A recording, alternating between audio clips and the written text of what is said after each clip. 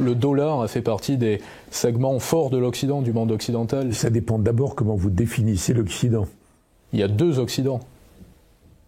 Et c'est une définition à géométrie variable. Si on prend la géopolitique basique, on va dire les États-Unis et l'Europe. Oui. Mais certains vont mettre le Japon dedans, la Corée du Sud, d'autres mettront Israël pour d'autres raisons. Donc c'est un peu élastique. Enfin, le cœur du système, les pays occidentaux, pour l'Europe, l'ancienne chrétienté en était devenue l'Occident, c'est l'Europe occidentale, enfin maintenant à peu près toute l'Europe, et les États-Unis. La civilisation judéo-chrétienne.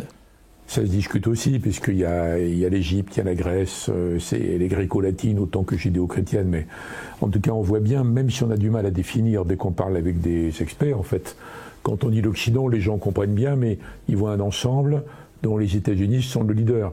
C'est-à-dire que nous n'étions plus acteurs, en tout cas. Les États-Unis étaient plus que les leaders, mais les décideurs, et nous suivions les décisions américaines depuis les années 60, peut-être lorsque les Américains sont revenus après la guerre de Corée en Occident, et qu'ils ont imposé... Il faut remonter avant même. Même avant. Vous avez raison de réintroduire l'aspect historique, mais en réalité, les États-Unis sont devenus la première puissance économique mondiale dès la fin du 19e. Oui.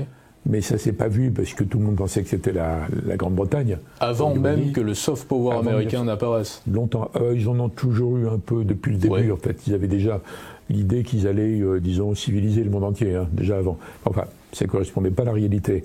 Après, il y a 14-18, en 1917, ils viennent, mais ils repartent après.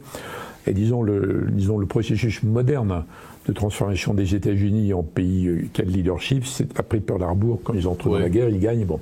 Et après, ils restent en Europe à la demande des Européens. Ouais. C'est pas du tout de l'impérialisme, c'est les Européens qui les supplient de rester à cause de la menace soviétique. Donc vous avez 45, c'est très important. Et puis après, ça nous mène jusqu'à la fin de l'URSS. Ouais. Et là, vous avez un moment étonnant où les États-Unis pensent que l'histoire est finie. C'est les thèses de Fukuyama. Le dernier homme et la fin de l'histoire. Parce qu'on a gagné. Les Américains, enfin les Occidentaux, mais les Américains, on a gagné. Et donc les autres, c'est the rest.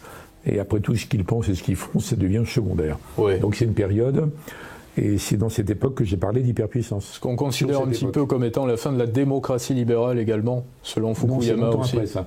Parce qu'au contraire, là, on est dans une phase où les Américains pensaient que leurs intérêts, leurs valeurs, leur mode de vie, leur civilisation, l'économie de marché, comme disait Clinton, mélangeant les deux, allait se répandre partout dans le monde entier. Et que personne n'allait résister à ça. Tout le monde était pour.